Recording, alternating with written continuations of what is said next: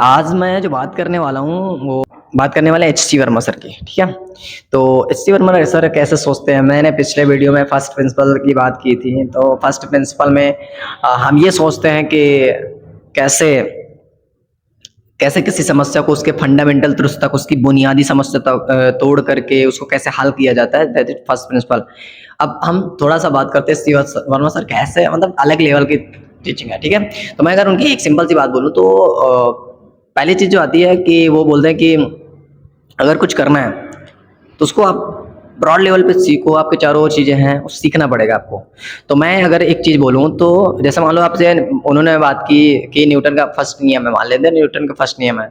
तो अगर मैं एक छोटे से बच्चे की बात करूँ, मान लो 2 साल का कोई लड़का है, 2 साल का, सिर्फ 2 साल का बच्चा है भाई, और 2 साल का बच्चा है और वो उसको उसके पास खिलौना है, वो किस कमरे में खेल रहा था। अब सोचो अगर वो कमरे में खेल रहा था और खेलते-खेलते फिर उसको थक गया, उसने खिलौना छोड़ा और चला गया।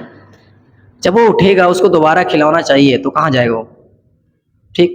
तो आपको पता है भाई बाहर तो जाएगा नहीं ना, वो उसी कमरे में जाएगा जिसमें वो खिलौना छोड़ के आया था। अब एक बात बताओ यार, वो उसी कमरे में क्यों गया? क्योंकि उसको भी पता है, उसको एक सिंपल चीज़ पता है कि यार खिलौना खुद से नहीं चल सकता।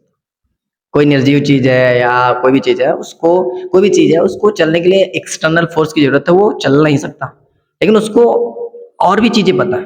क्या पता है? अच्छा सोचो, अगर वो लेने गया खिलौना और उसको नहीं मिला तो बाहर आएगा, हाहाकार मचा देगा कि मम्मी, मैं दीदी, भैया, मेरा खिलौना कहाँ रख दिया? क्यों? क्योंकि उसको पता है कि अगर खिलौना गायब हुआ तो किसी न किसी ने उसको टच किया होगा, किसी न किसी ने उसमें फ़ोर्स लगाया होगा।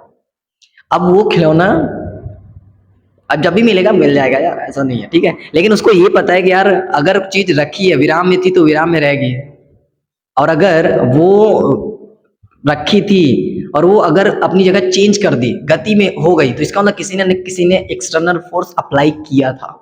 और ये एक्सटर्नल फोर्स अगर किसी ने अप्लाई किया है, किसी ने बाहरी बल लगाया है, बाबल लगाया है, तभी वो चेंज हुआ होगा। और ये चीजें एक छोटे से बच्चे को पता, 2 साल के बच्चे को, लेकिन उसको ये नहीं पता कि ये न्यूटन का नियम है।